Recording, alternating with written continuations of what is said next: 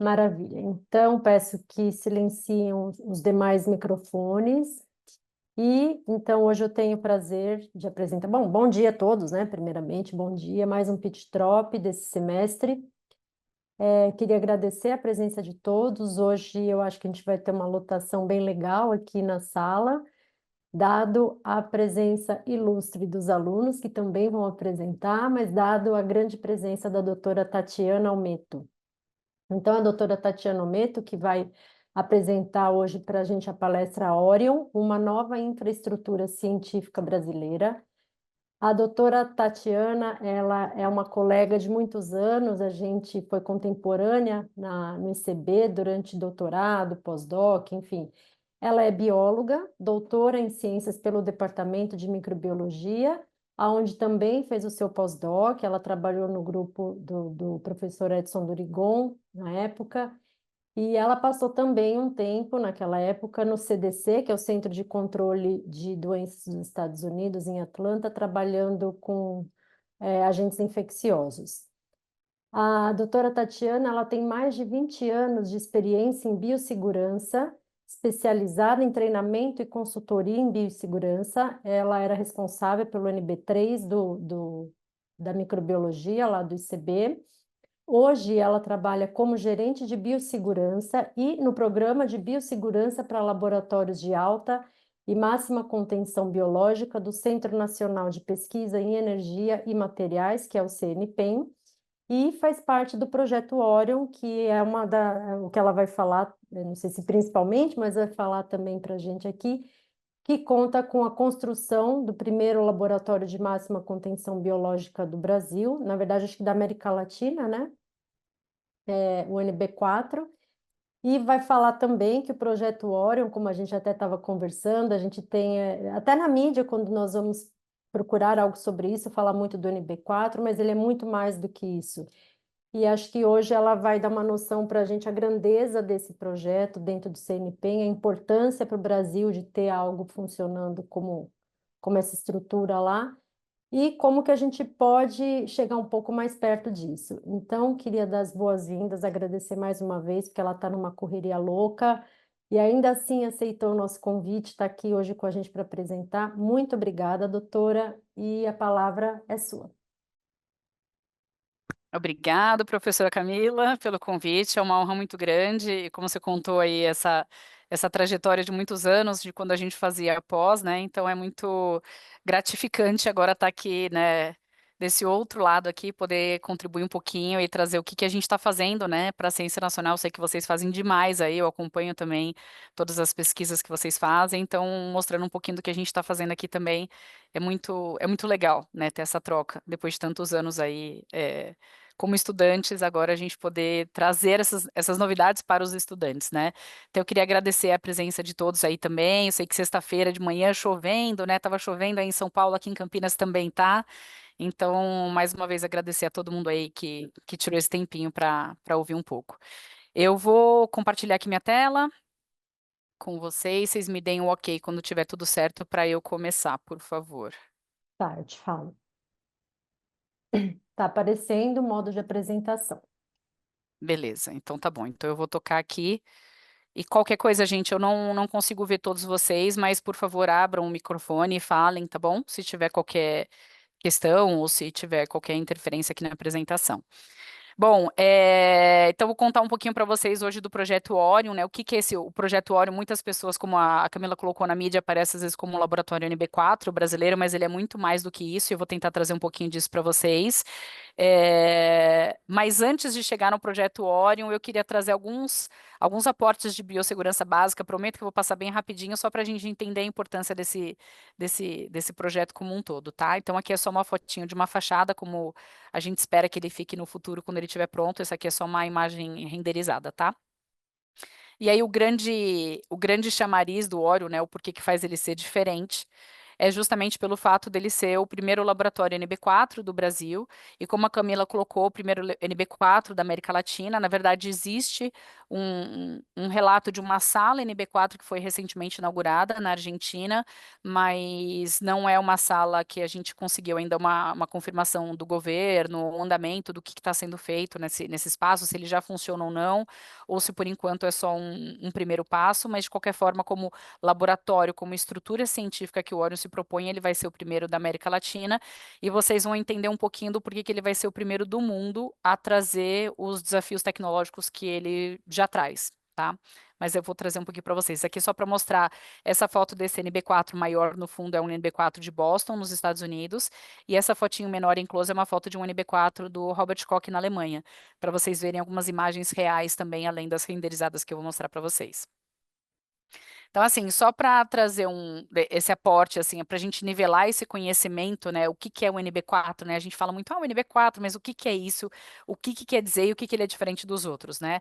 Quando a gente fala em NB, a gente está falando de níveis de biossegurança, e a gente vai entender o que que é o 4. Mas antes da gente chegar nos níveis de biossegurança, a gente precisa entender de uma regulamentação de biossegurança, né? Uma normativa.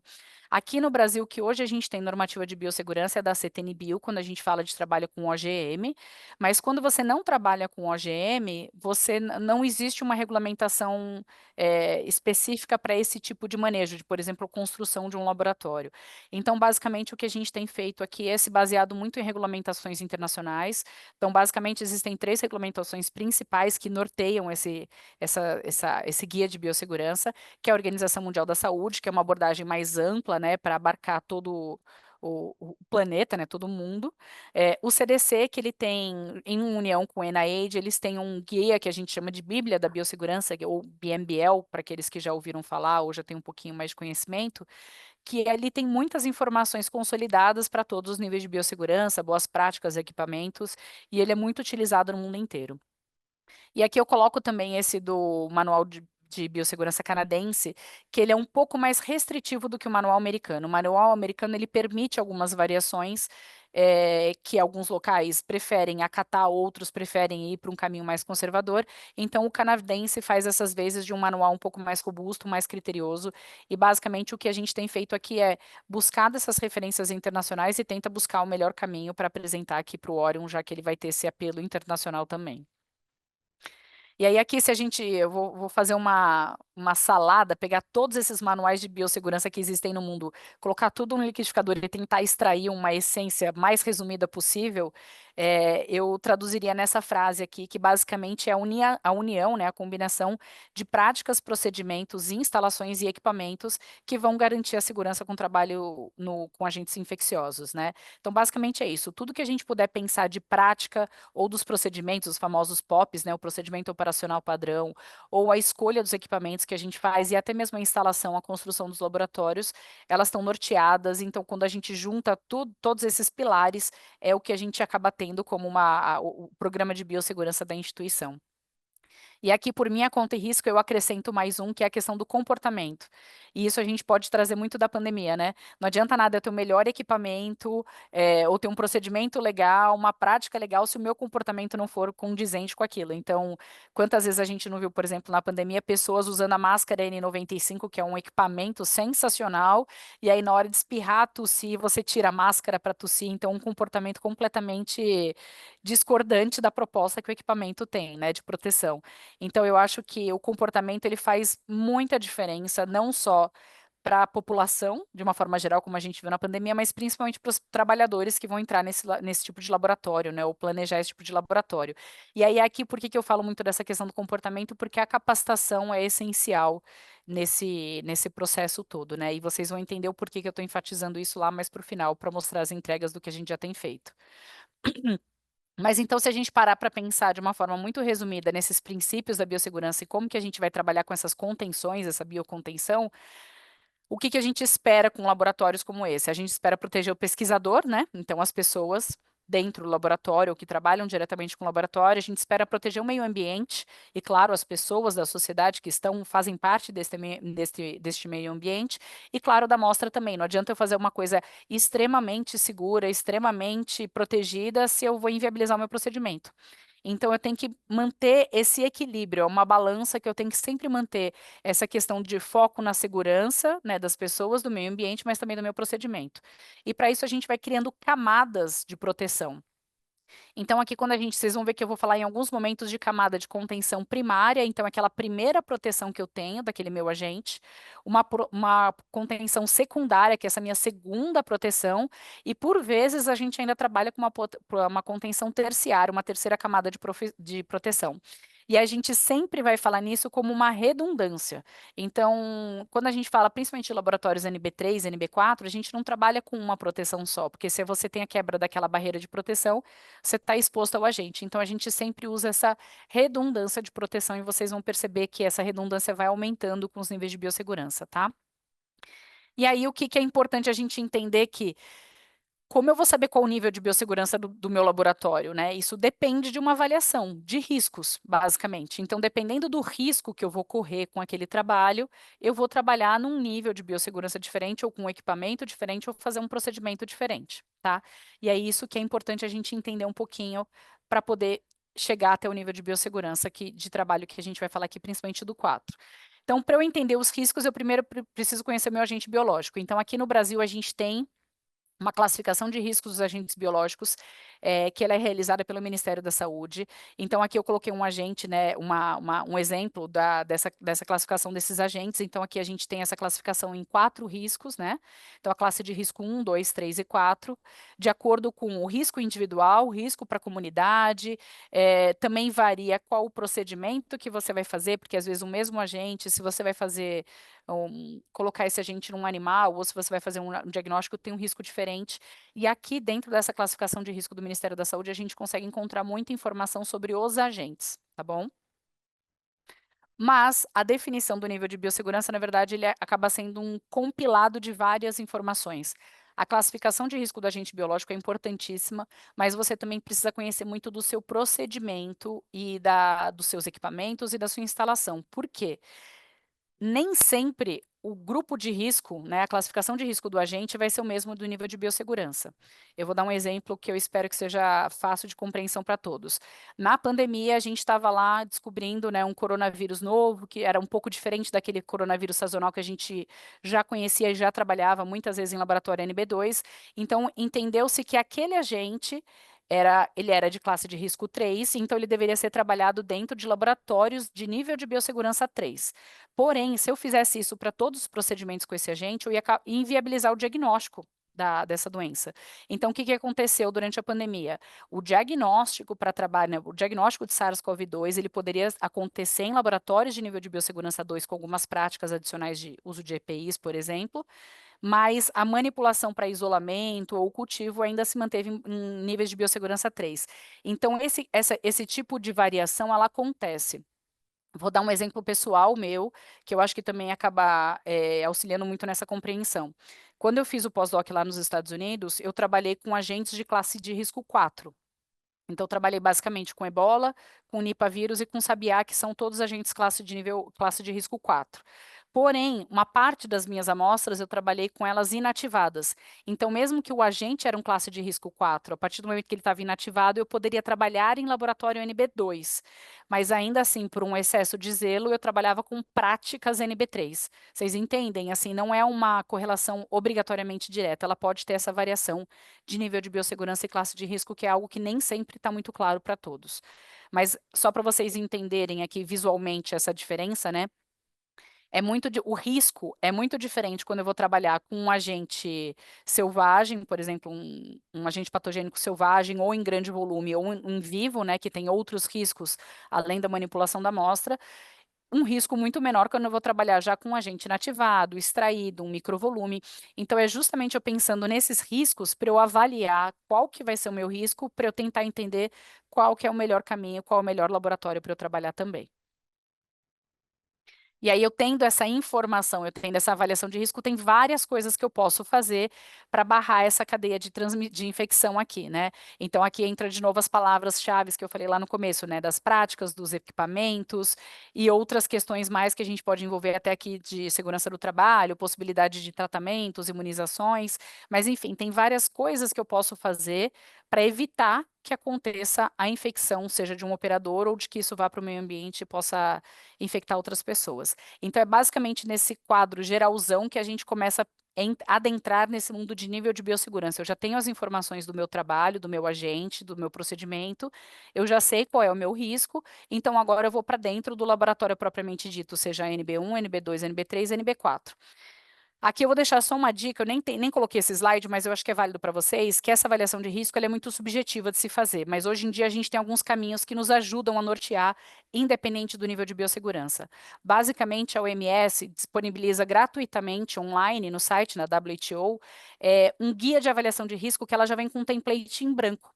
Então, vocês conseguem baixar esse PDF online gratuito da Organização Mundial da Saúde, e lá tem um template bonitinho, já que é só imprimir e preencher. Então, por exemplo, data, nome do laboratório, responsável pelo laboratório, e aí depois ele começa a passar para algumas questões mais técnicas, do tipo, qual é o agente, qual é o procedimento, que equipamento será utilizado, esse equipamento produz aerossol ou não, e aí na hora que você vai preenchendo essas informações, você já vai ter essa avaliação de risco feita para nortear os próximos passos do seu trabalho, da sua pesquisa. E a própria MS também liberou um aplicativo de celular. Só que o aplicativo de celular, ele é muito mais genérico, né? Vocês conseguem baixar também e fazer essa avaliação de risco de um jeito muito mais sucinto, muito mais rápido, só que ele é muito mais genérico, ele não vai te dar tantas informações técnicas quanto esse template em branco da avaliação de risco do OMS, tá? Mas fica uma dica aí que eu acho que é um exercício muito legal, que nem sempre quando a gente está trabalhando em laboratórios de pesquisa, a gente para fazer esse tipo de avaliação, mas é importantíssima, né? Então fica uma sugestão aí para vocês. Mas então, se a gente falou que a classificação de risco de agentes microbiológicos, a gente tem quatro, né, quatro classes de risco, quando a gente vai para nível de biossegurança, nós também temos 4 níveis de biossegurança, né? Então, por isso que é muito comum as pessoas acharem que essa conexão é obrigatória, né? Mas não, a gente já viu que não necessariamente isso acontece. Mas então, só para a gente falar de uma forma muito genérica, né? O que a gente trabalha em laboratórios NB1, né? Agentes conhecidos por não causarem doença. Então, eu vou trazer um exemplo aqui de que eu fiz uma vez um treinamento com o pessoal do Instituto Biológico e eles trabalhavam com vírus de maracujá. Então era muito engraçado, né? Porque ele não tinha um risco humano, porém ele tinha um risco de agronegócio gigantesco, né? Então tinham várias preocupações, os procedimentos deles eram muito dessa questão do escape desse agente, de não levar, por exemplo, para uma plantação de maracujá. Mas ali dentro do trabalho, no laboratório de pesquisa, é um agente que não causa doença em humanos sadios, né?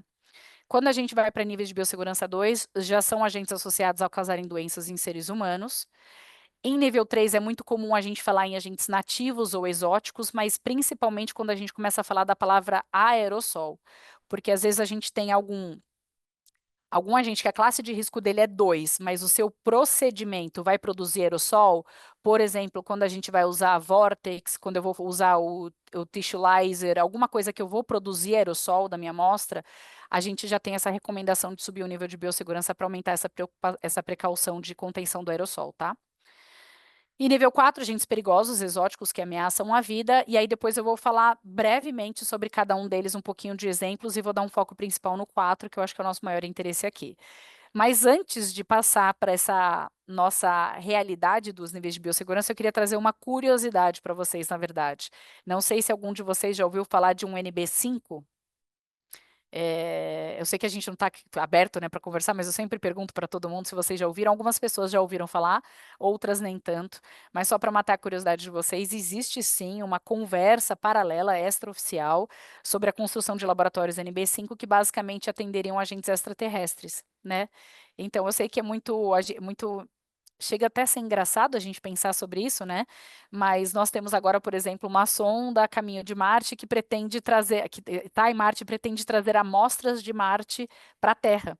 E aí a pergunta, né, o que que tem lá, né? É claro que quando a gente fala em agentes extraterrestres, a gente tem muito essa cena aqui do ET, né?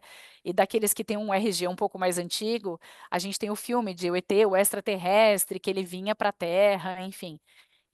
Mas existe sim essa preocupação porque a gente não sabe se vai ter um risco microbiológico, a gente não sabe se vai ter um risco radioativo, ou seja lá qual risco vai ser. Então a ideia é que ele seja um upgrade do NB4, então que tenha tudo que tem no NB4 de uma proteção microbiológica, mas com algo mais, né? Provavelmente uma proteção radiológica também. E eu ouvia isso como um boato extraoficial.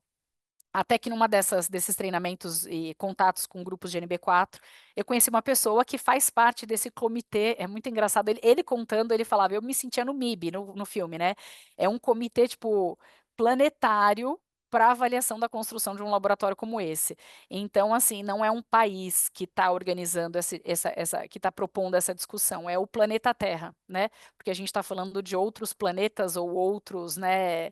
eh, amostras provenientes de locais extraterrestres, extra-planeta Terra. Então, é um comitê planetário que faz esse tipo de discussão, que basicamente seria isso, um laboratório NB4, mas com uma proteção radiológica, mas do mesmo jeito que a gente não quer que a amostra extraterrestre possa contaminar alguém ou alguma coisa, o meio ambiente da Terra, a gente também não quer que a Terra, né, contamine essa amostra extraterrestre, seja com o ar, seja com o contato. Então, existe uma preocupação aí de proteção dos dois lados. E aí, só para trazer um pouco dessa realidade para aqueles que viram esse filme, né, que é bem antigo, se vocês olharem as roupas que eles estão usando no filme, né, são roupas muito similares com os laboratórios NB3 que a gente tem hoje em dia, que são esses respiradores motorizados. Então, mostra que eles estudaram para fazer o filme, né? Então, que era realmente uma discussão, é uma reunião, uma discussão que acontecia naquela época e que ainda hoje ela é factível. O único fato, aí eu vou ter que dar um spoiler do filme, gente. Para quem não viu, eu recomendo que veja, porque é legal, né? A gente com um olhar agora de adulto, né? Porque eu vi esse filme quando era criança. Tem uma parte que é muito engraçada desse filme, engraçada, trágico, é aquela história de cômico para não ser trágico. Eu vou ter que contar, gente. Tem uma hora que o ET morre, mas depois a história muda.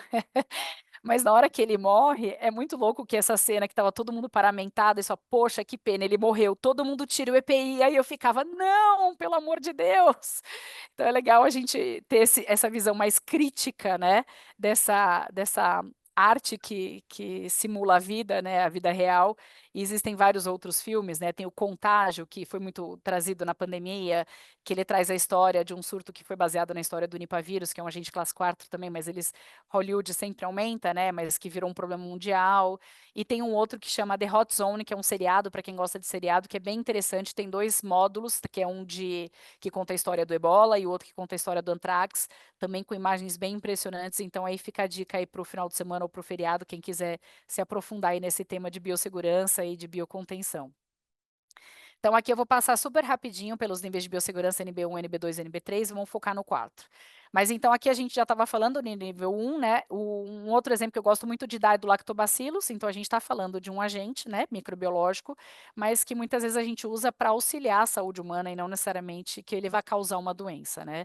Isso para humanos sadios, tá? Só para, porque E. coli aqui a gente pode ter algumas questões para discutir, mas isso quando a gente fala nessa classificação é para não causa doenças em humanos sadios e segue para os outros níveis de biossegurança também. Então, aqui esse é um desenho clássico do que seria um laboratório NB1, né? A gente não tem grandes preocupações microbiológicas, mas de boas práticas de microbiologia, né? Aquela história de não pipetar com a boca, não se alimentar no local, ambientes facilmente de serem limpos, mas sem grandes questões. Aqui tem uma grande preocupação química, na verdade, né? Mas não tanto microbiológica. Quando a gente vai para NB2 aqui, existem vários agentes que podem ser enquadrados para o trabalho dentro do laboratório NB2, mas aqui existe uma discussão bem interessante que é a questão da imunização ao tratamento. Muitas vezes, quando a imunização ao tratamento está disponível para a população, mesmo que o agente seja classe 3, ele pode ser trabalhado dentro de um NB2, como eu comentei até a questão do SARS-CoV-2 mesmo, tá? Aí aqui a gente vê que é aquela mesma estrutura de laboratório, aqui com três principais diferenciais. Então, aqui a disponibilidade de uma autoclave para fazer o descarte adequado do resíduo, né, do lixo desse laboratório. No número 2, aqui a gente tem já um descarte separado que tem um risco microbiológico, já fazendo essa separação.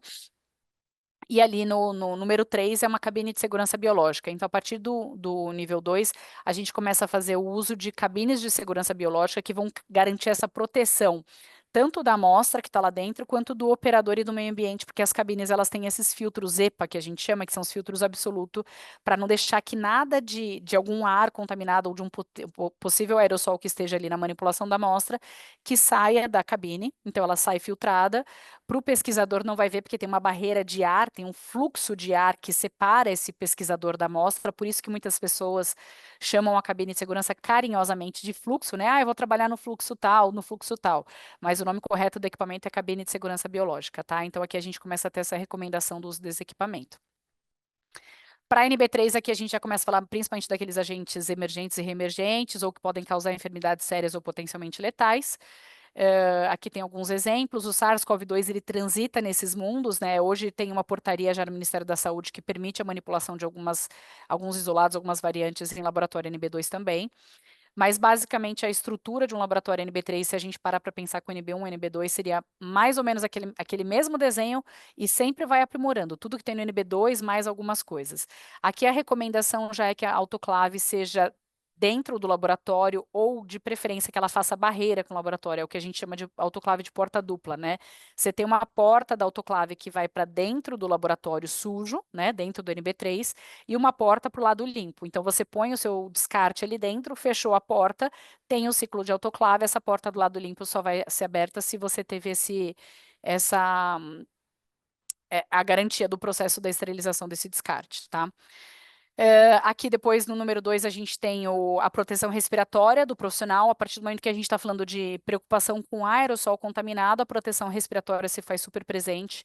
Então, em NB3, ainda é possível você respirar o ar do laboratório sendo filtrado. Então, basicamente, são dois principais equipamentos que a gente utiliza para essa proteção respiratória, que são as máscaras N95, mas existem algumas questões importantes das máscaras, que elas são excelentes equipamentos, mas elas precisam ser utilizadas da forma correta, tem um teste para ser feito, para saber se a pessoa passa nesse teste do uso da máscara N95 ou não. Então, a máscara N95 é um equipamento muito bom, mas existem algumas ponderações que precisam ser feitas. E tem os respiradores motorizados, que são basicamente parecidos com aquela foto que vocês viram ali do ET, mas eu vou mostrar mais uma foto para vocês. Aqui no número 1, a gente já tem essa questão do controle de acesso, e aí vocês vão começar a perceber que vai aumentando o número de portas e de anticâmeras para entrar dentro do laboratório. Por quê? Como a gente fala que o NB3, a principal preocupação aqui é o aerossol, é o ar contaminado, essas partículas de aerossol contaminadas dentro do laboratório, a nossa principal preocupação é que o ar de dentro do laboratório não saia do laboratório contaminado. Então, para isso, a gente usa um artifício de uma instalação, de uma engenharia, que é uma pressão negativa. Basicamente, o que é essa pressão negativa? Existem vários exaustores em cima do laboratório que ficam sugando o ar do laboratório o tempo inteiro, 24 horas por dia, não pode desligar esse sistema. Eles sugam o ar do laboratório, passa pelo filtro EPA e depois ele é descartado. Dessa forma, eu garanto que o ar do laboratório, esse ar que pode estar potencialmente contaminado, ele nunca vai sair para o corredor, ele sempre vai ser puxado do corredor, vai entrar para o laboratório e vai sair pela exaustão, que é aqui o que vocês conseguem ver pelo número 3, que tem essas setinhas azuis, né? Então, aqui a gente fala desse direcionamento de ar sempre da área limpa, né, da área do corredor, para dentro do laboratório e sai pela exaustão do laboratório passando por um filtro, tá? E por conta disso é que tem essas anticâmeras, porque daí você vai fazendo essas barreiras de ar. Porque a partir do momento que eu abro a porta do corredor, tem um contato aqui, uma troca de ar. Eu fecho essa porta, aí já tem exaustão aqui. Aí eu abro a outra porta, aí eu fecho essa, aí eu tenho a outra porta. Então eu vou criando essas barreiras até a entrada do laboratório, e é o que a gente chama de cascata de pressão negativa. Então o que quer dizer? O laboratório vai estar mais negativo. Vamos chutar aqui que ele vai estar -4, a salinha ali onde eu tenho aquele número 3 vai estar -3, a outra salinha vai estar -2, a outra salinha aqui, a primeira vai estar -1, e aí o corredor vai estar 0. Fazendo isso, eu obrigo o ar a sempre entrar no laboratório, tá? E aqui um outro fator que pode ser adicionado em NB3 é o chuveiro. Vocês podem ver aqui no cantinho esquerdo dessa anticâmera do meio, né? Tem um chuveiro, então pode ser, dependendo da avaliação de risco do trabalho que você vai fazer, pode ser colocado um chuveiro para banho da pessoa, né, do pesquisador que vai sair do laboratório, para garantir que nada vai sair daí de dentro do laboratório sendo carreado no EPI desse pesquisador. Então tem o banho também. É uma recomendação adicional, não é uma obrigatoriedade de laboratórios NB3, e a gente vai ver isso lá depois num resumo no final. Aqui só para mostrar para vocês, como a Camila comentou que a gente se conheceu lá no ICB, lá da USP, né? Esse é o laboratório NB3, lá do Instituto de Ciências Biomédicas, Departamento de Microbiologia. Ele foi o primeiro laboratório NB3 do Brasil, então ele foi construído ele começou a ser construído em 2002, mas ele estava em pleno funcionamento em 2004, então naquela época não existia nenhum laboratório NB3 no Brasil e nenhuma empresa que construísse laboratório NB3, então foi um desafio muito grande de trazer essa tecnologia, esse know-how, né, esse conhecimento com um grupo do CDC, que o professor Durigon já tinha trabalhado lá, então ele tinha esse acesso. Ele trazia o pessoal do CDC para cá para ajudar ele a desenhar esse laboratório, então ele existe até hoje.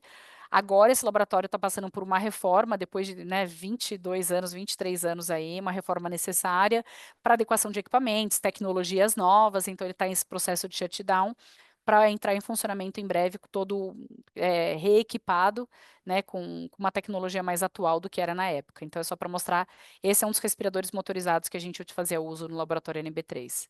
Então aqui só para vocês entenderem, quando ele foi inaugurado, ele saiu na reportagem da Super Interessante, naquela época que a gente via a revista de papel, né? Então é interessante que a gente tenha até essa revista no papel ainda, mas eles fizeram, né, o que seria o Bem-vindo ao Super Laboratório Brasileiro, que era o primeiro NB3, e aqui vocês podem ver esse caminho, né, de entrada com várias anticâmeras até chegar no laboratório, e na saída do laboratório tem o banho obrigatório ali para os pesquisadores, para garantir essa separação da área biocontida e da área externa, né. E aí, aqui trazendo um pouco do mundo CNPEM hoje, então voltando para uma realidade que eu estou incluída aqui hoje no CNPEM. Aqui no CNPEM a gente está falando do Orion, né, que vai ser construído, mas nós tivemos, após a pandemia, a autorização para a construção de um laboratório NB3, então agora esse laboratório NB3 ele está pronto, ele fica dentro do Laboratório Nacional de Biociências aqui do CNPEM. E uma coisa que foi muito legal que a gente conseguiu fazer com esse laboratório era, já pensando no Orion, que a gente está tentando construir uma coisa que não existe uma regulamentação brasileira e que, na verdade, vai ser um laboratório que vai ser o primeiro do mundo, a gente precisa desse aporte internacional.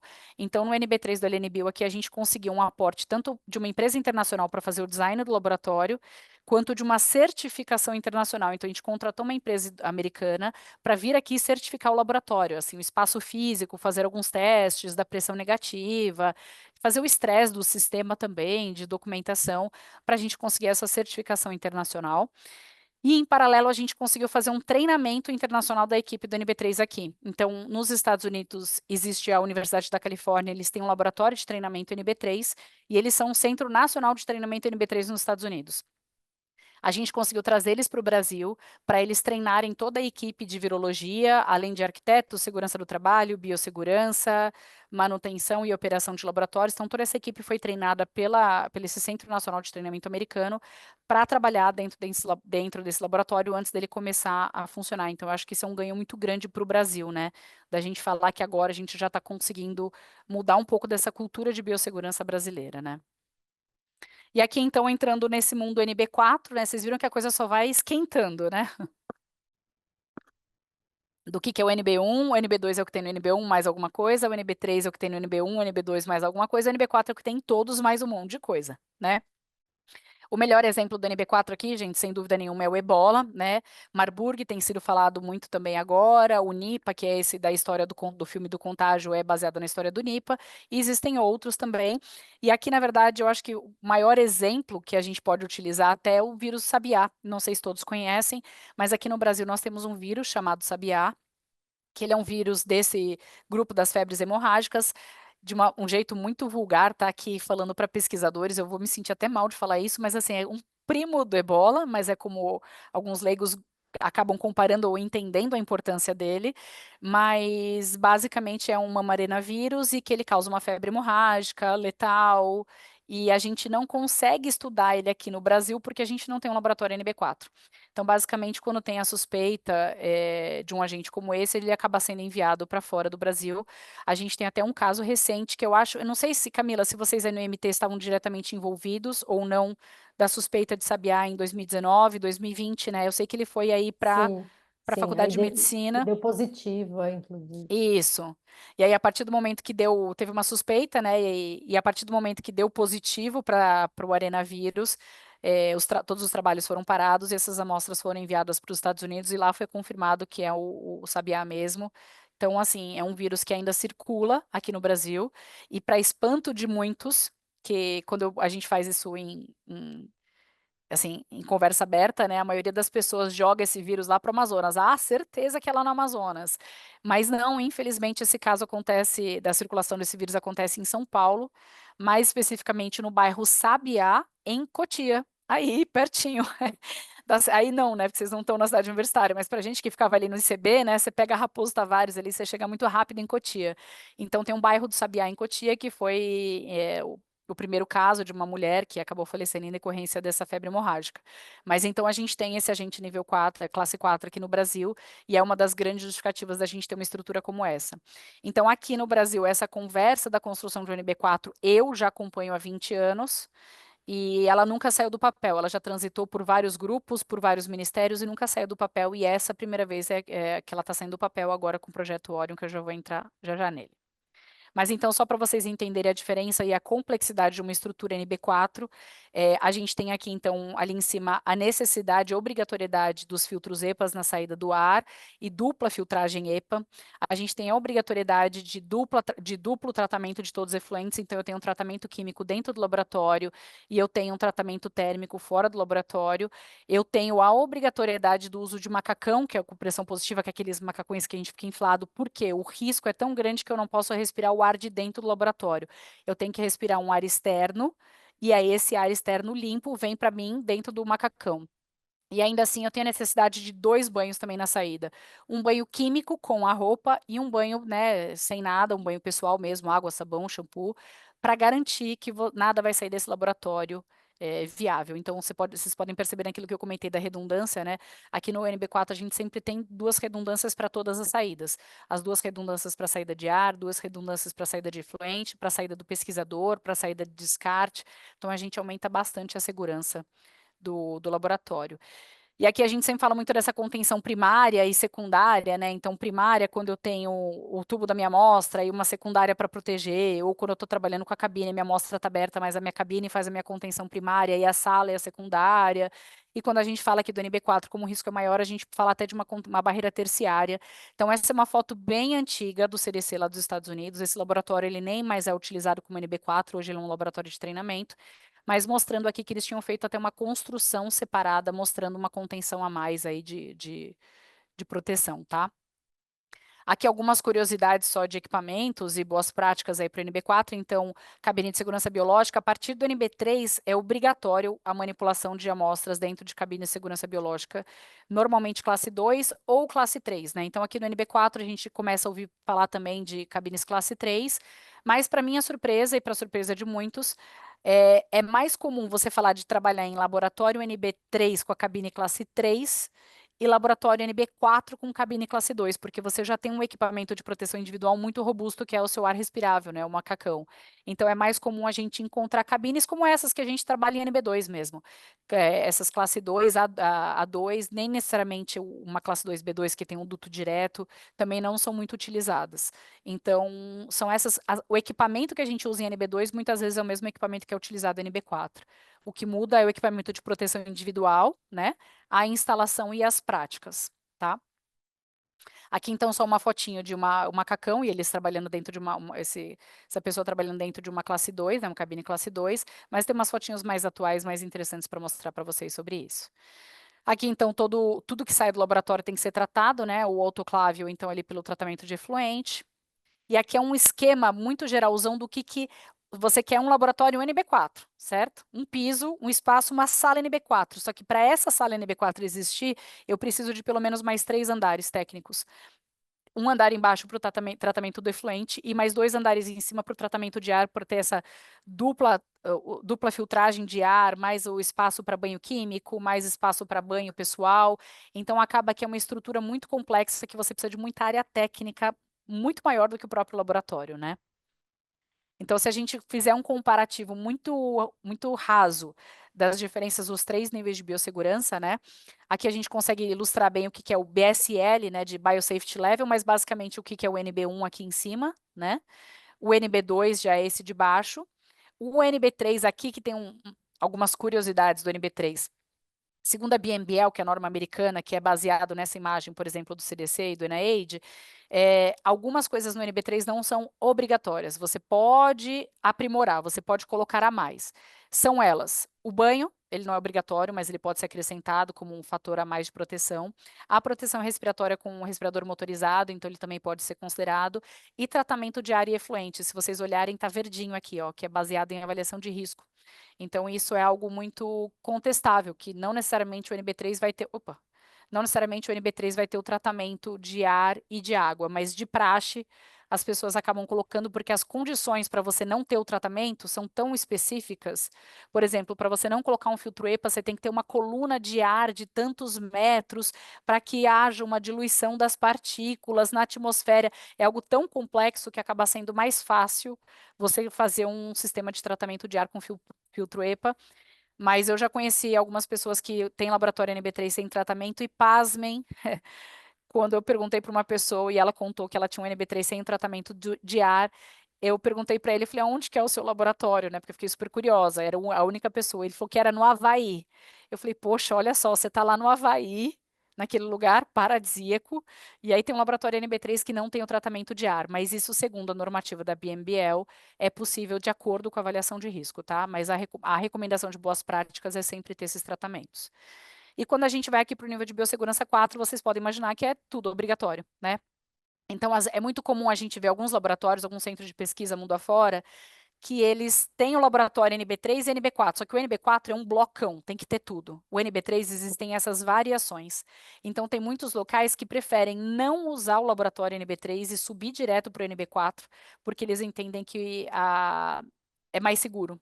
Então, tem locais que têm laboratório NB3 e não usam e fazem tudo no NB4, e tem locais que nem constroem laboratório NB3, já constroem direto laboratório NB4 e NB2, já por conta dessa variação de possibilidades dentro do mundo NB3 e do NB4 é um bloco muito mais rígido, mais robusto, né? Então, isso é uma outra curiosidade também que a gente vai descobrindo ao longo dessas visitas lá fora.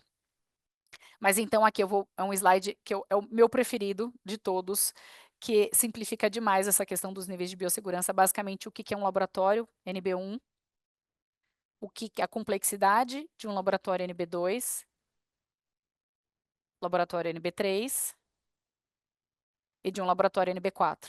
Então, aqui eu acho que fica muito claro assim, o aumento do risco e o aumento da complexidade da infraestrutura e dos equipamentos para proteger esse operador e o meio ambiente, né? Eu acho que aqui a gente fecha com chave de ouro, porque eu acho o máximo esse slide, sobre as diferenças dos níveis de biossegurança do 1 ao 4.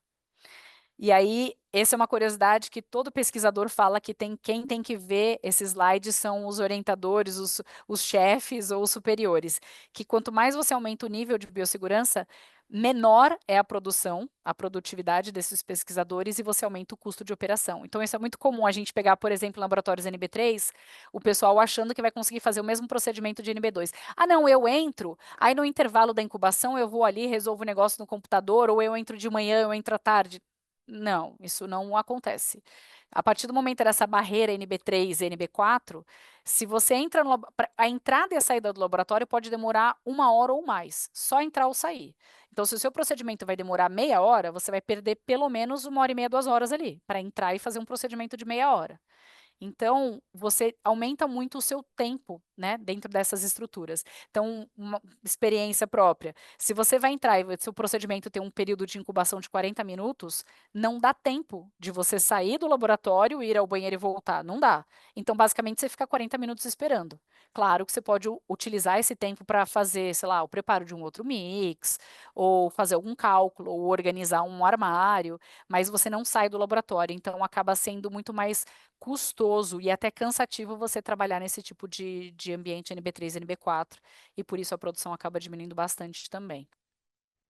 E aí, aqui entrando um pouco nesse mundo do Orion, eu já cantei um pouco a bola para vocês ali atrás, mas por que a gente precisa de um laboratório de alta e máxima contenção, né? Mas, gente, basicamente os agentes estão aí. A gente só precisa de um espaço mais seguro para trabalhar, né? E aí, aqui, se a gente parar para pensar, esse é um slide um pouco antigo. Eu acho que ele não está tão completo. Eu imagino que vocês aí, pela posição que vocês estão, vocês já conseguem colocar muito mais caixinhas aí nesse mapa mundi, mas é que eu acho que ele representa muito bem isso, né? Doenças emergentes e reemergentes, tanto de agentes classe 2, 2+, ou 3, e os select agents, que englobam os 4 também, os de risco 4. Dá para entender, eu acho que a mensagem geral dessa imagem é isso, né? O mundo está aí, está cheio de um monte de coisa circulando. E aí, alguns agentes a gente fala, mas esse aqui, como que é a transmissão desse? Esse transmite de humano para humano, esse é de animal para animal, esse transmite por aerossol, esse transmite por ave migratória. Então, a gente pode discutir bastante a epidemiologia desses agentes.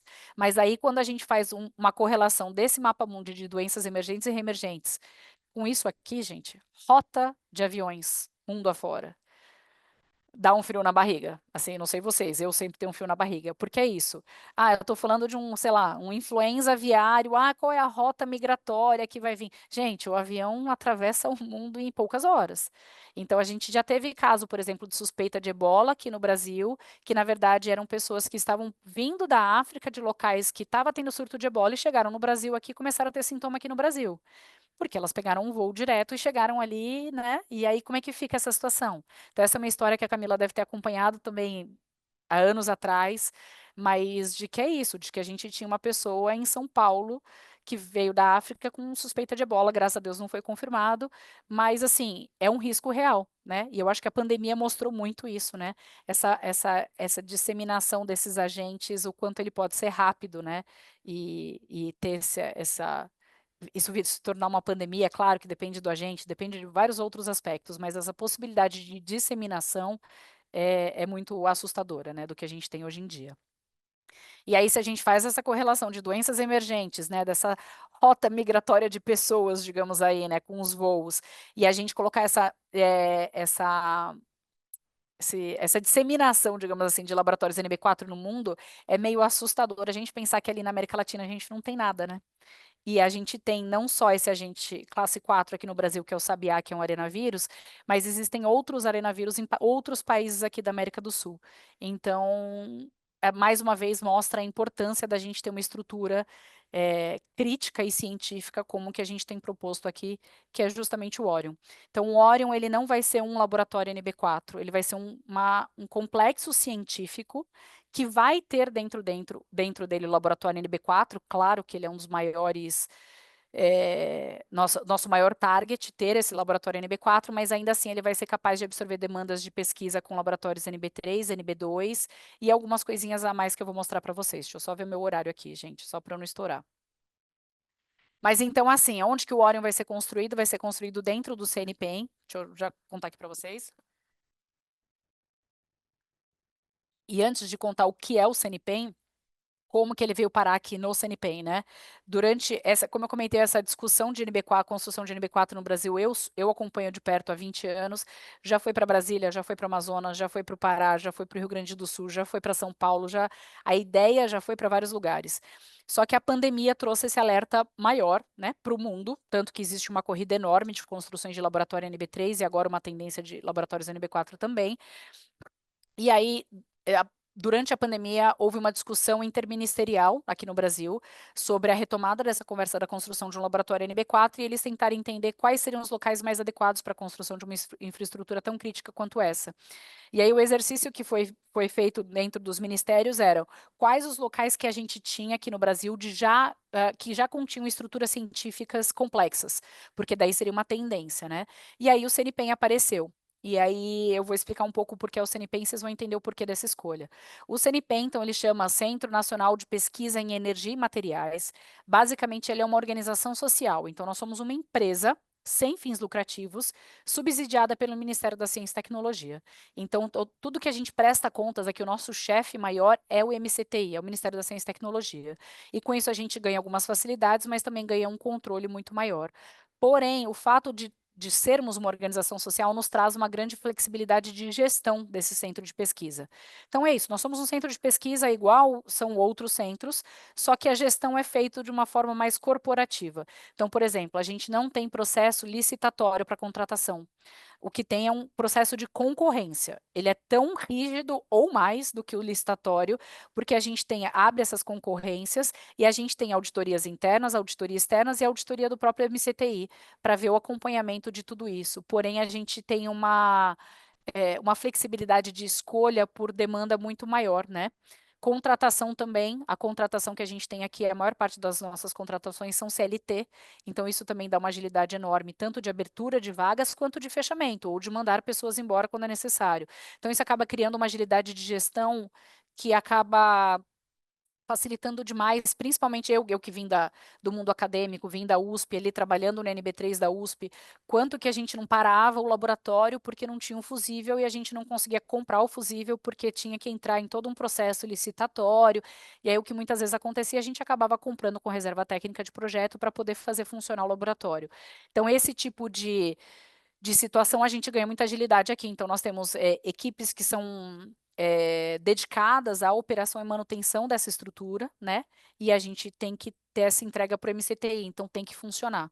Então, isso acaba facilitando bastante. E dentro do CNPEM, ele começou, por que que o nome dele fala de energias e materiais, né? Ele começou muito com esse foco do acelerador de partículas, que hoje a gente tem aqui como um Sirius, que é essa rosquinha gigante que vocês podem ver à esquerda, mais antiga. Ele começou no fundo de garagem, que foi crescendo para um galpão, que foi para um galpão maior.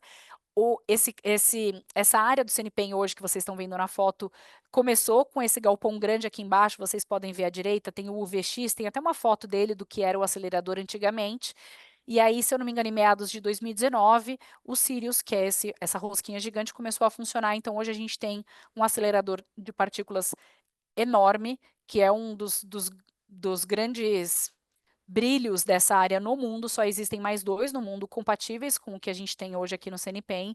Então, o CNPEM já é fronteira de conhecimento na ciência mundial com esse acelerador. E, além disso, a gente ainda tem aqui dentro do CNPEM, vocês podem ver a distribuição dos laboratórios aí. A gente tem o Laboratório Nacional de Biociências, que eu imagino que seja muito a área de vocês também. Laboratório Nacional de Biorrenováveis, que é muito focado para agronegócio, cana-de-açúcar, é uma outra pegada. Tem o Laboratório Nacional de Nanotecnologia, muito focado em microscopia, principalmente, além de uma diretoria de adjunta de tecnologia, então, para desenvolvimento de novas tecnologias, entre outras coisas operacionais aqui que a gente tem aqui no CNPEM, tá? Mas então, assim, o que que chamou muita atenção dos ministérios quando eles estavam fazendo essa discussão sobre onde poderia ser construído o NB4, né? E aí eles chegaram ao CNPEM principalmente por conta do Sirius, né? Que é uma estrutura científica, plenamente científica, muito complexa, foi pioneira no mundo, então já trazia um pouco desse aporte do que estava sendo o NB4. E aí aconteceu aqui, uma imagem para vocês verem o que que é o acelerador de partículas, né? Eu sou biomédica de formação, então eu não tenho esse know-how físico para explicar a vocês em detalhes, mas como microbiologista, eu posso dizer para vocês que essas são algumas das imagens que a gente consegue fazer. Então, se a gente puder descrever o que que é um acelerador de partículas de uma forma muito, muito rasa, é assim, é o microscópio mais potente do mundo, né? Então, a gente consegue fazer imagens como essas aí que vocês estão vendo. Essa aqui desse inseto é incrível, né? Você consegue pegar as camadas diferentes por profundidade, com o inseto em movimento. É incrível, né? Assim, a proposta científica do que o acelerador pode trazer. E aí, naquela época, falaram: tá, tudo bem, o CNPEM tem essa estrutura científica extremamente crítica e que funciona, opera, deu certo, foi construído no Brasil com verba brasileira e funciona, né? E é gerido até hoje nesse sistema de organização social, então funciona. E aí houve uma pergunta de, bom, então já que tem o Sirius, é possível fazer uma conexão de um NB4 com um acelerador de partículas?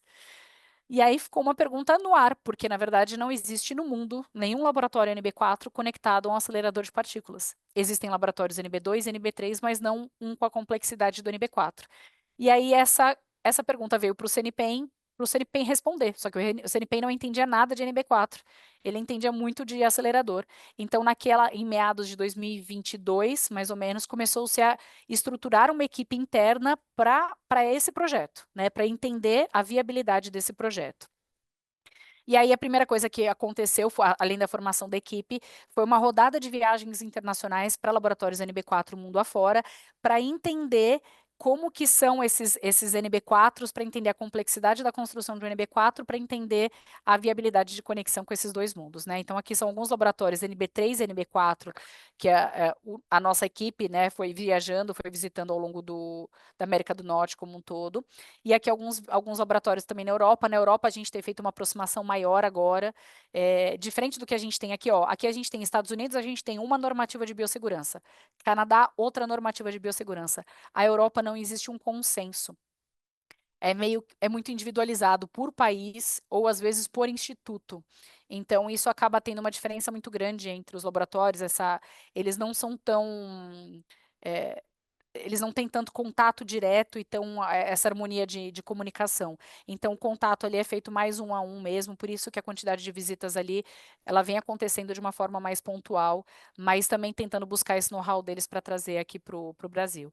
E toda vez que a gente faz essa leva de tentar ir visitar os laboratórios, a gente tenta trazer os grupos para cá também, para já tentar estabelecer parcerias, não só na troca de informação para desenvolvimento do design do laboratório, mas também para essa troca de parceria científica futura para trabalhar dentro do Orion, né? E aí aqui, gente, muito rapidinho, mas eu trouxe só de curiosidade, esses são 2 laboratórios que a gente visitou na Europa. Esse videozinho aqui embaixo é o laboratório real NB4 do Robert Koch na Alemanha, tá? Em Berlim. Eu estou na janela, então tem um corredor de segurança, e isso é o laboratório onde eles trabalham. É um laboratório real, ele é inteiro de inox, ele é uma caixa de inox, tá? E lá na Alemanha eles deixam filmar tudo, tirar foto de tudo, então a gente consegue ter essa noção do laboratório real NB4, que é esse do vídeo, e em cima de um andar técnico do laboratório NB4. Então, essa é uma das partes do andar técnico, vocês conseguem perceber um pouco da complexidade, né? E aqui, gente, esse é o meu xodó. Esse é o laboratório NB4, NB3 e NB4 da Suíça. Essas fotos não fui eu que tirei, eles não permitiam tirar fotos, mas eles nos mandaram, que são as fotos que eles compartilham. Eu vou falar para vocês a frase, mas vocês vão visualizar. O laboratório NB3 e NB4 deles é um cubo de vidro, é um laboratório que ele é tipo um cubo de vidro, construído dentro de uma floresta de coníferas na beira de um Alto Suíço, gente. E assim, não é um poema isso é o que eu vi lá. Vocês conseguem ver nessa foto aqui de baixo, né? O corredor dele ele é todo de vidro, o laboratório também tem as janelas de vidro. É uma floresta com umas árvores lindas, assim, aquela coisa gélida, né? Mas assim, várias árvores. Você anda por um caminho no meio da floresta para chegar dentro do NB4 e você olha pela janela do NB3 e NB4, você vê um Alpe Suíço, gente. Vocês podem ver aí na janela, né? Eu coloquei essa pessoa com a roupa NB3 e o Alpe Suíço atrás. É um negócio assim lindíssimo e eu acho que descaracteriza um pouco essa coisa de que o NB4 precisa ser como é que eles falam? Isso que é bunker, né? Que é aquela coisa no subsolo, escuro, pesado. Não, não precisa. Pode ser um ambiente arejado, bonito, clean, branco, claro, com janelas. E isso, na verdade, é uma recomendação, porque ele diminui um pouco daquela pressão emocional do pesquisador que está trabalhando ali dentro com a gente que coloca a vida dele em risco, né? Então, essa é uma curiosidade. E aqui da Europa também, esse é um laboratório NB4 da Suécia. Para vocês terem noção, eu coloquei uma fotinho ali, é uma sequência do laboratório NB3 e NB4. Vocês veem que tem 3 pessoas ali na calçada. Ali é uma rua, tá, gente? Eu vou passar o vídeo só para vocês localizarem onde é o laboratório NB3 e NB4, ó, o carro passando. Isso é uma rua, para vocês terem noção, ó, o laboratório, ele é aquelas portinhas vermelhas ali em cima. É o laboratório NB3 e NB4 e essa rua é onde o Uber para, por exemplo, para te deixar, é onde as pessoas passam para levar as crianças na escola. E aqui na frente é uma cafeteria do centro de pesquisa. Então, acho que desmistifica um pouco também dessa coisa do NB4, que ele tem que ser completamente isolado, completamente lacrado. Não. Na verdade, a maior parte dos NB4 eles são dentro dos grandes centros. Por quê?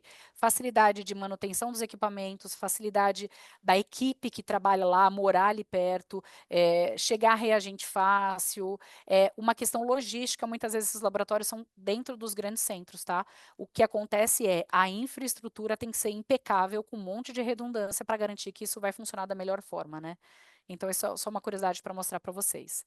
E aí, depois dessa discussão toda, então, a gente viu que era possível fazer essa conexão, desafios homéricos, vocês podem imaginar, mas sim era possível. E aí, com isso, a gente tem contado muito com o aporte internacional também de especialistas, tanto de NB4 quanto de linha de luz, para a gente encontrar esse meio termo ideal. Então, o local escolhido para o NB4 foi esse, e de curiosidade, foi um local que ele já estava separado, na verdade, para um desenvolvimento de uma nova tecnologia no futuro, para que tivessem linhas de luz mais longas, que essas perninhas que saem do cílio são as linhas de luz, que é onde a gente põe a amostra para fazer a visualização, né? Então, o local foi escolhido e a gente tem hoje o local pronto para a construção do NB4. E aí, esse que é o grande X da questão que o torna ele único no mundo, a gente vai conseguir fazer a extensão de 3 linhas de luz que vão sair de dentro dos cílios e vão entrar dentro desse ambiente NB4. Então, a gente vai poder trabalhar basicamente 3 grandes focos, né? São 3 linhas de luz, cada uma tem uma especificidade técnica, mas basicamente o que a gente quer conseguir ver nessas linhas de luz é desde células, tecidos a pequenos animais. Então, vamos supor, eu vou conseguir pegar um tecido de, sei lá, um mini cérebro com Zika vírus e colocar na linha de luz para tentar ver todas as camadas, todos os componentes, ver coisas que a gente nunca viu antes. Eu vou poder pegar um animal pequeno com uma infecção aleatória que eu quiser e ver esse animal vivo com a infecção acontecendo. Eu vou poder pegar aí vou até puxar o gancho aí para o IMT, né, de pensando em medicina tropical, sei lá, um mosquito e colocar infectado com arbovírus e ver o que está acontecendo com o mosquito vivo, com a infecção de arbovírus acontecendo. Então, assim, é uma gama absurda de possibilidades que a gente pode usar, além das já convencionais para NB4, NB3 e NB2, tá? Então, aqui, esse primeiro desenho aconteceu lá em 2021, 22, quando essa primeira rodada de conversas. Hoje, esse desenho está sendo redesenhado, na verdade, né? A gente está fazendo um upgrade das informações, porque agora a gente tem muito mais informação técnica, mas basicamente o que se mantém é que serão 4 andares. O térreo vai ser o andar dos laboratórios, que basicamente é onde a gente recebe as linhas de luz dos círios, e aí 2 andares acima, 2 andares técnicos para tratamento de ar e todo o suporte a banho e tudo mais, e um andar de baixo para tratamento de efluente, e é mais ou menos assim que vai ficar a carinha do Orion no futuro, né? Então, eu brinco que a rosquinha virou um pirulito, né? Ou um catavento, basicamente. Mas é aí, e aqui dá para vocês terem um pouco da proporção do tamanho dele, ele vai ser muito grande. Assim, a gente fala de mais de 20 mil metros quadrados aí de complexo científico, tá? Aqui, então, só para a gente ir finalizando, que eu sei que o horário aqui já deu, algumas imagens, né, que eu acho que é a parte mais curiosa, mais real. Quando a gente foi para o laboratório, conhecer alguns laboratórios, a gente foi nesse de Boston, que é um NB4 do NIDL, que é considerado um dos melhores laboratórios NB4 dos Estados Unidos, e eles têm um laboratório de treinamento. Então, vocês podem ver que eu estou aí com a roupa NB4 e tem várias pessoas ao meu lado normais, né? Então, não tem risco nenhum, nunca entrou uma amostra aí, não vai entrar, porque a ideia deles é eles terem esse espaço para treinar os profissionais em práticas de biossegurança, como pôr a roupa, como tirar a roupa, como trabalhar na cabine, para depois, quando ele entrar no NB4 real, a pessoa já saber quais são os procedimentos. E aí, com isso, a gente percebeu o quanto o treinamento é essencial, né? E aí nós começamos a andar aqui no CNPEM como o primeiro passo dessas entregas do Orion, criar um espaço de treinamento. Então, basicamente, a gente se baseou nesse sala de treinamento NB4 do Needle, em Boston, e do sala de treinamento NB3 da UCI, que é o Centro Nacional de Treinamento lá na Califórnia. E aí a gente começou a planejar, a gente começou a sonhar com esse mundo. Aqui são alguns desenhos, umas imagens renderizadas. E aí, ano passado, a gente conseguiu concretizar aí esse sonho. Então, hoje a gente tem um espaço de treinamento. Então, basicamente, é um laboratório de treinamento totalmente funcional para NB3 e NB4, inclusive banho químico, sistema de ar e as roupas. E a gente consegue fazer simulados, aulas, treinamentos, reuniões, visitas, usando um espaço que não tem risco nenhum. Então, muito do que vocês devem ter visto na mídia de fotos e vídeos é desse espaço aqui, tá bom? E aí, Camila, eu já deixo aqui o convite para vocês, se vocês quiserem marcar uma visita para vir conhecer o espaço, que nem a gente está recebendo hoje o pessoal do Butantan, né? Estamos super à disposição de vocês aí, pode ser um tópico super legal aí, ainda mais para quem está na pós, né? Assim, eu acho que abre muito a cabeça e você colocar a roupa do NB4 real é uma experiência muito incrível, gente. Toda vez que eu ponho até hoje, eu acho muito incrível. Mas aqui eu vou correr então um pouco para vocês só para mostrar o que, que a gente tem feito nesses preparativos para o Orion, né? Então, basicamente, a gente tem ido para os Estados Unidos, toda a equipe de biossegurança. A gente está formando uma equipe de biossegurança que começou comigo, uma loba solitária, mas hoje nós temos uma equipe já de 6 pessoas e a gente está formando essas pessoas em centros internacionais de treinamento. Então, nos Estados Unidos, eles têm esses 3 estágios, né?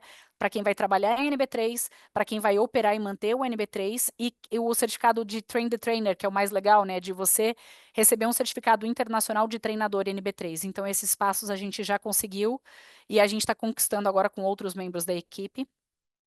A gente está indo para o Canadá também, que eles têm aquela normativa um pouco mais restritiva, então eu já tive a oportunidade de ter alguns contatos, fazer alguns treinamentos com eles. A gente está trazendo eles para perto e também levando a nossa equipe para lá agora.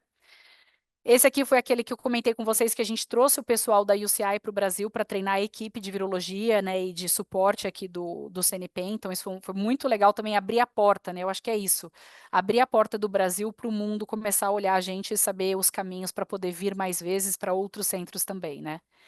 E aí, depois da gente ter feito aquela base de NB3, a gente começou a criar o nosso programa de NB3, que na verdade ele já existe há muitos anos. Eu mesmo já dou treinamento de NB3 há muitos anos no Brasil, mas agora com uma forma mais formal vai ser ruim, mas eu acho que é isso mesmo, uma formalização maior dessa capacitação profissional para pesquisadores em NB3. Inclusive, estamos com as inscrições abertas, abrimos essa semana.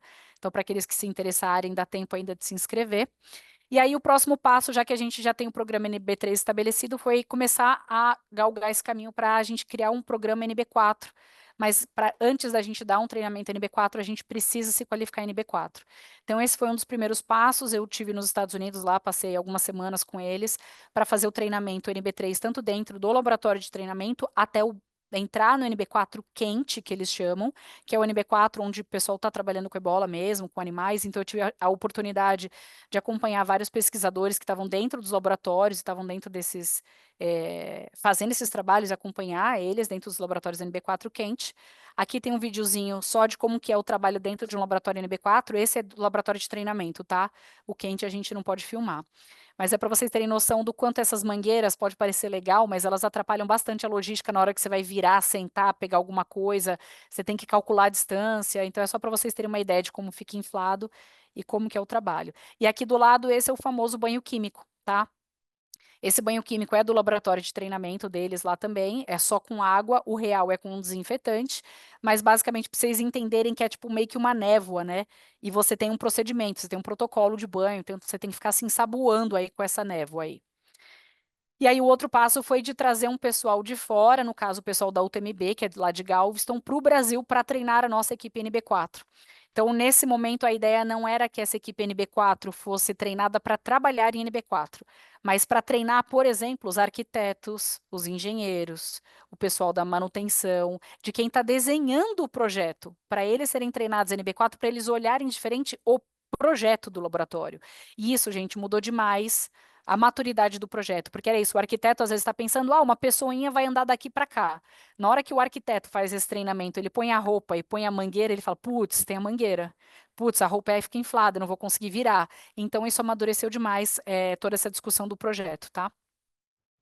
E, gente, tudo isso continua, né? Vocês podem imaginar que mil outras coisas estão acontecendo, discussões de layout, contratação de empresas internacionais, é muita coisa acontecendo. Eu trouxe um pouquinho desse mundo para vocês aqui, com esse foco maior de biossegurança, que é a área que eu tô tocando aqui hoje.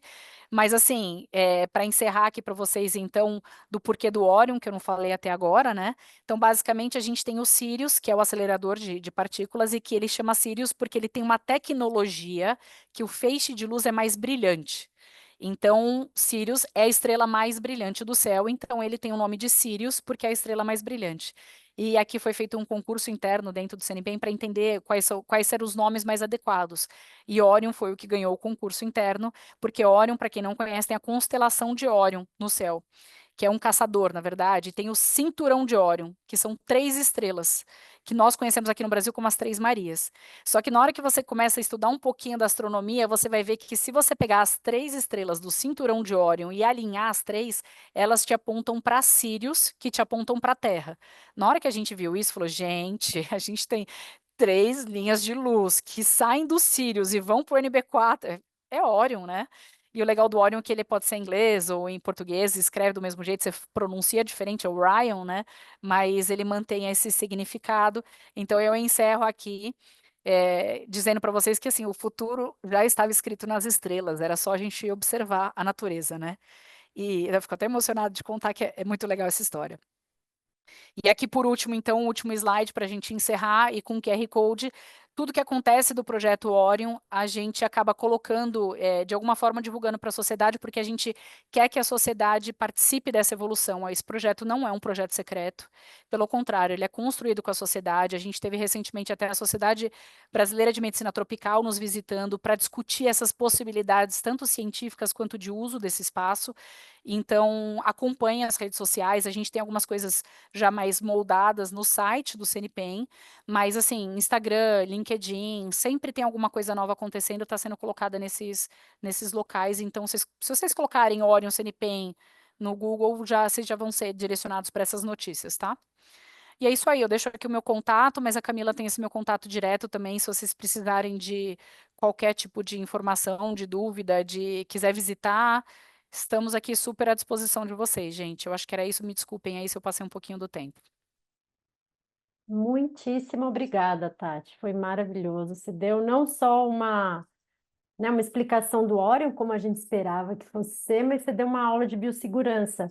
Eu acho que isso devia ter até sido divulgado como aula de biossegurança para que mais alunos e mais pesquisadores pudessem ter aproveitado isso que você falou. Até salvei alguns slides teus aqui, foi muito bom mesmo. Não, beleza. Se precisar de outras rodadas, a gente conversa também, ou dos slides eu te envio, enfim, conte comigo. Ah, eu peço mesmo. Olha, já tem gente no chat elogiando. Eu vou abrir para pergunta e quem quiser levanta a mão ou abre o microfone. Como nós estamos com 46 pessoas, eu sugiro que levante a mão para organizar. Camila, Oi? eu gostaria de fazer uma pergunta. Parabéns pela aula, muito bom. Quem não esteve aqui perdeu bastante, né? Eu fiquei curiosa em relação ao aporte financeiro para a manutenção dessa estrutura. O aporte é total do Ministério da Ciência e Tecnologia ou tem FAPESP, sendo uma organização social, ela recebe aporte financeiro de empresas privadas também? Eu vou te contar um pouquinho do que a gente tem aqui hoje no CNPEM e do que está sendo previsto para o Orion. A construção do Orion é 100% novo PAC, ele faz parte, esse é um projeto dentro do novo PAC. Então, isso está divulgado também na mídia, foi disponibilizado R$ 1 bilhão para a construção desse laboratório, e a ideia é que a gente esteja com quase tudo pronto até o final do ano que vem, ou comecinho de 27, mas nós entendemos que isso não vai estar funcional até lá, mas pelo menos essa que a gente chama de superestrutura pronta, né? Então, a verba já foi disponibilizada, a gente já está utilizando. Isso é uma dúvida muito comum do pessoal lá de fora, porque quando a gente vai fazer as visitas, normalmente eles acham que a gente está indo para pedir dinheiro, né? E não, esse é uma entrega do novo PAC, do governo federal. Então, para a construção já está garantido, Legal. já tem essa verba e já está sendo utilizada. Com relação à operação, essa é uma discussão ainda muito em aberto, mas não só do Ório, mas aqui mesmo o CNPEM. O CNPEM, sendo organização social, ele recebe esses aportes, né, via FNDCT e outros caminhos, mas é uma discussão muito política de como operar esses laboratórios, né? Então, assim, hoje a gente opera todos os laboratórios nacionais aqui dentro do CNPEM, e a ideia é que o Orion entre dentro dessa mesma leva. Então, por exemplo, hoje o Sirius, se vocês quiserem aplicar uma pesquisa para o acelerador, por exemplo, edital aberto, os pesquisadores eles entram, eles concorrem a uma vaga, digamos assim, do espaço. A partir do momento que ele entra, ele tem todo o suporte técnico da equipe do CNPEM e não tem gasto. Né? A partir do momento que a gente está falando de pesquisa e desenvolvimento, não tem o pesquisador ele não precisa pagar para usar a estrutura, tá? Diferente de quando é uma empresa privada. Quando é empresa privada, aí sim tem uma outra negociação à parte, que daí existe uma questão de custo, mas não para lucro da empresa, né, do CNPEM, para bater os custos gastos com aquela análise feita por uma empresa. Mas a partir do momento que é uma pesquisa científica, então para universidades, ensine pesquisa. Não existe esse gasto. Então, é uma facility nacional e internacional aberta para usuários e gratuita. Então, isso é muito incrível da gente ter aqui no Brasil e muitas vezes a gente não sabe, né? Então, assim, ainda não. Nos congressos de virologia, que eu acompanho há alguns anos, e quando eu muito encontro a Camila também, o que a gente tem percebido é isso ao longo dos anos, as pessoas estão começando a conhecer o CNPEM, estão começando a utilizar os serviços aqui do CNPEM, por exemplo, das linhas de luz para amostras biológicas. E isso já acontece, e a ideia é que no Orion a gente siga esse mesmo caminho de operação e de usuários, claro, que com uma criticidade diferente, porque a gente está falando de um laboratório NB4, mas de que ainda assim ele seja uma facility principalmente nacional, mas que sai internacional também. Muito obrigada. Realmente a gente vê aqui a importância de termos instituições sendo valorizadas quando temos um governo realmente preocupado, né, com essa questão. Outra questão que eu ia colocar é em relação à ideia de que não se constrói um tipo de NB4 numa região de florestas, de um lugar onde circulam pessoas, é porque a gente tem aquela ideia de que pode ocorrer um acidente e que então esses laboratórios deveriam ser construídos distantes dos centros, não é? Essa é a ideia, não é? De Normalmente é. acidentes. Isso, normalmente é esse receio, na verdade, acho que a palavra é esse. Só que a Sim, partir do momento quando você começa a conhecer um pouco mais da estrutura física, dos equipamentos, das barreiras, você começa a perceber que é muito seguro. E aí eu vou trazer um exemplo que trouxeram para mim lá uns 18 anos atrás, eu fiquei chocada, mas depois eu vi que era verdade. O CDC, quando construiu o primeiro laboratório NB4 deles, que é aquela foto que eu mostrei para vocês antiga, que era um prédio maior ou menor, é que eu não falei, porque às vezes, gente, vocês me deixaram, eu vou ficar o dia inteiro falando aqui, então às vezes eu corro com algumas histórias, mas eu vou retomar aquela. Aquela imagem tem uns carros do lado do NB4, do lado da parede do NB4. Naquela época, o CDC usou um argumento de que eles confiavam tanto na estrutura que eles estavam construindo, que a creche do CDC era do lado do NB4. Eles colocavam os próprios filhos ao lado do NB4 para provar que eles confiavam na estrutura. E isso era uma história que eu ouvia, né, muito do professor Durigon, que trazia que ele estava lá no CDC naquela época. Quando eu fui para o CDC e eu tinha uma filha pequena, eu fui visitar a creche, era do lado do NB4.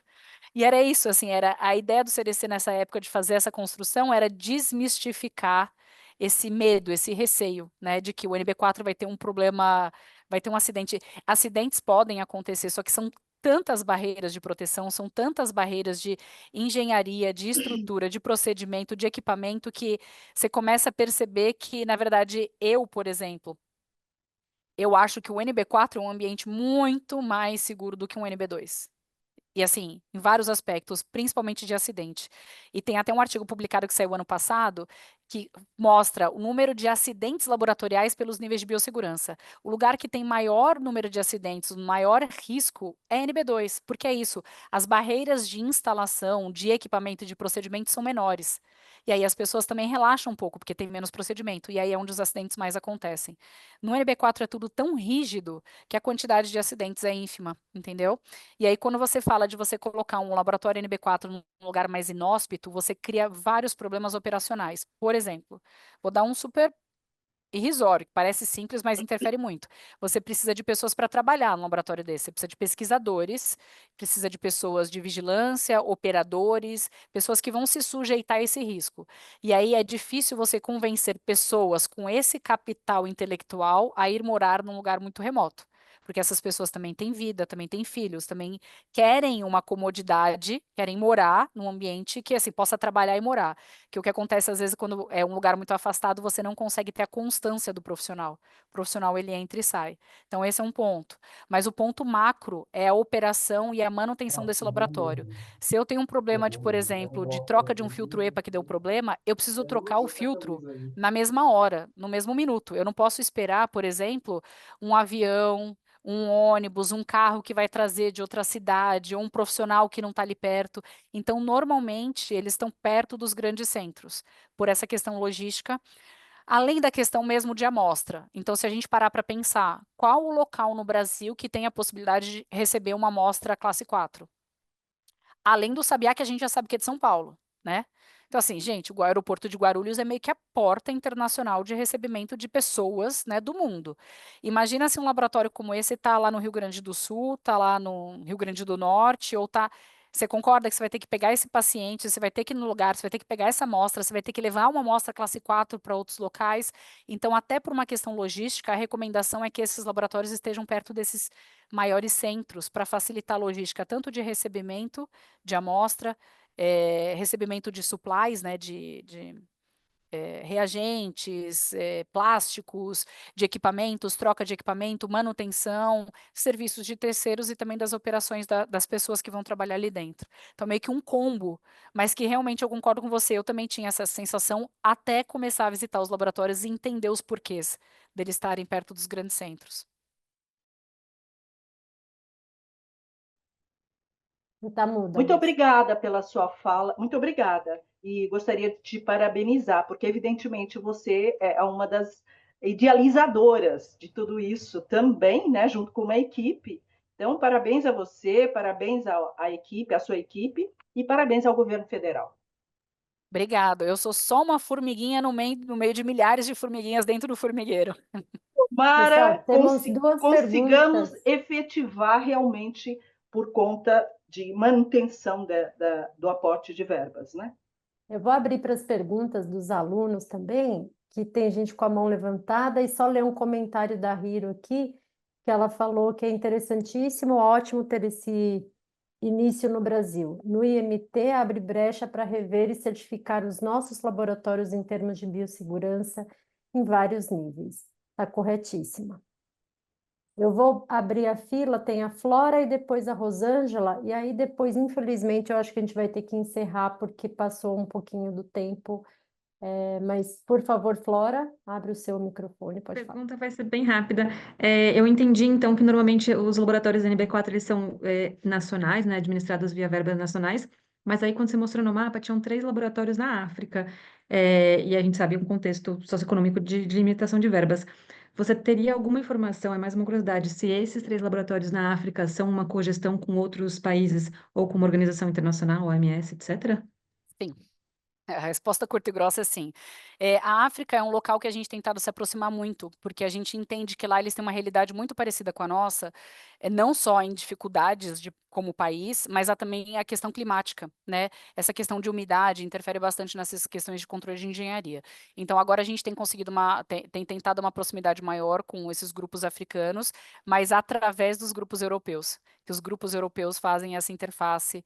Então, por exemplo, lá tem o Pasteur da França, tem uma unidade lá na África também, que atende muito bem essa questão, principalmente do NB3, entendeu? Então, normalmente, essa é a maior realidade ali, mas eu não vou saber te dar em detalhes, porque eu não tenho uma opinião formada ainda, porque eu não tive a oportunidade de ir lá. Mas sim, até onde a gente pôde perceber, é exatamente essa interface com a Europa, que é justamente o caminho que a gente está usando para conseguir acessá-los. Ótimo, obrigada, Tati. Rosângela? Na verdade, é mais um comentário à pergunta da professora Lúcia. Eu sou farmacêutica e eu fui treinada pela Tatiana, eu acho que na segunda ou terceira turma. E sobre a questão eu tenho uma vivência da NB3 e eu também atuei fazendo estágio em farmácia em UTI de hospital. E assim, na minha vivência, um hospital é muito menos seguro do que um NB3, porque os profissionais que trabalham lá, os médicos, os farmacêuticos, técnicos de enfermagens, enfermeiros, eles estão expostos a vários agentes que eles não sabem nem o que são. Se for checar essa questão do vírus sabiá, a primeira coisa que aconteceu, todos os profissionais de saúde que entraram em contato com aquele paciente, eles morreram. Quantos, quantos cientistas trabalhando no NB4 morreram em decorrência desses vírus? Então, eu vejo como o hospital ser um lugar muito mais perigoso, muito mais risco, em que os profissionais estão muito mais expostos do que um NB3 ou um NB4. Eu me sinto muito segura no NB3. E é isso mesmo, Rosângela, bom te ver de novo. Eu brinco que tem essa questão da gente criar, a gente entender, né, essa cultura de biossegurança.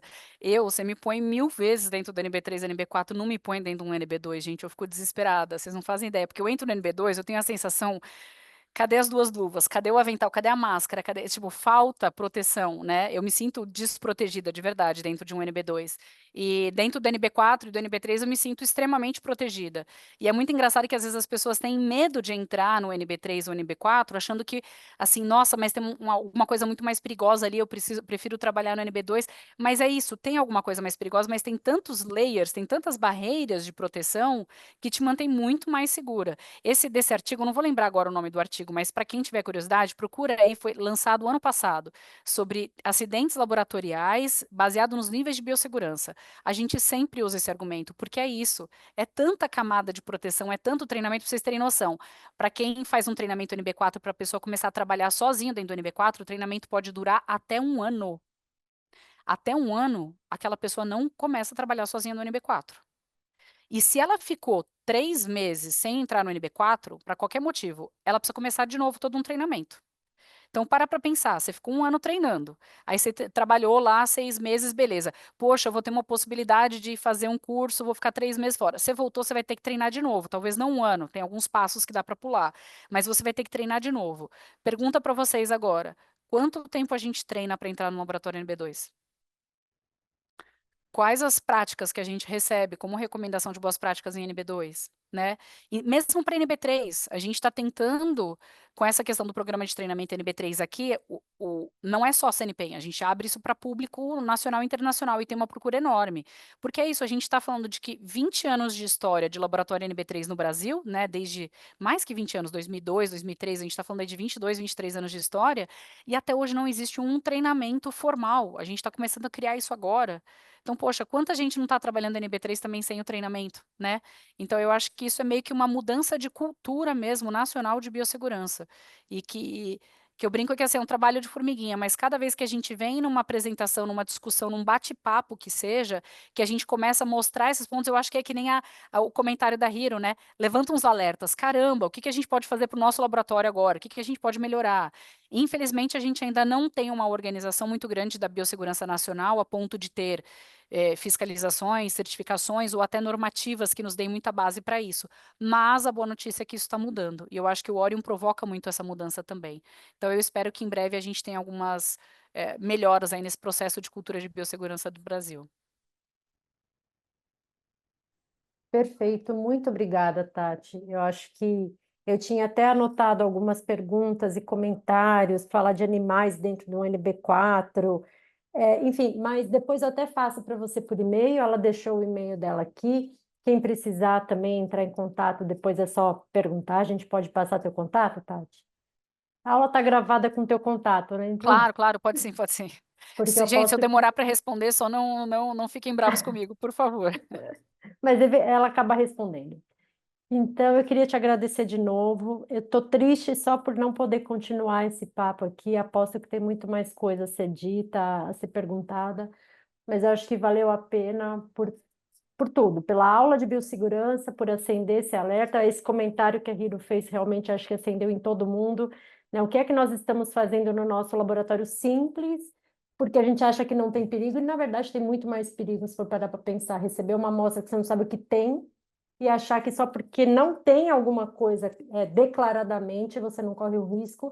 Acho que é o pior erro que qualquer É, profissional pode eu, cometer dentro de um eu vou aumentar laboratório, essa né? pulga atrás da orelha de vocês.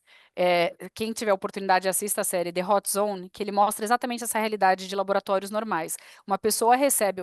Gente, isso vocês nunca viram, tenho certeza absoluta que nunca aconteceu com nenhum de vocês, tá? Uma pessoa recebe uma caixa de isopor sem identificação, dizendo que tem uma amostra lá dentro. Ah, chegou uma amostra para você. O que essa pessoa faz? Ela abre a tampa da amostra.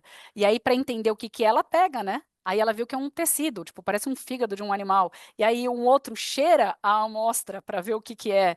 Então, assim, são besteirinhas, né, gente? Que na série mostra muito bem isso, mas depois vocês vão entender, eu não vou contar, esse spoiler eu não vou dar, mas depois vocês vão entender todo o histórico aí do perigo de você receber uma amostra numa bancada de escritório e sem saber a procedência, o risco que você pode estar correndo, né?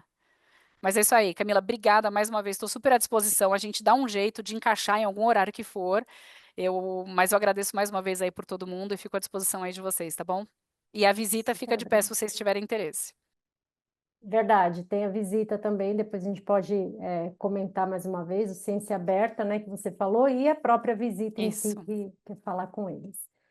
Obrigada, Tati, mais uma vez, prazer imenso em revê-la e até uma próxima. Até, pessoal. Obrigado. Tchau, tchau.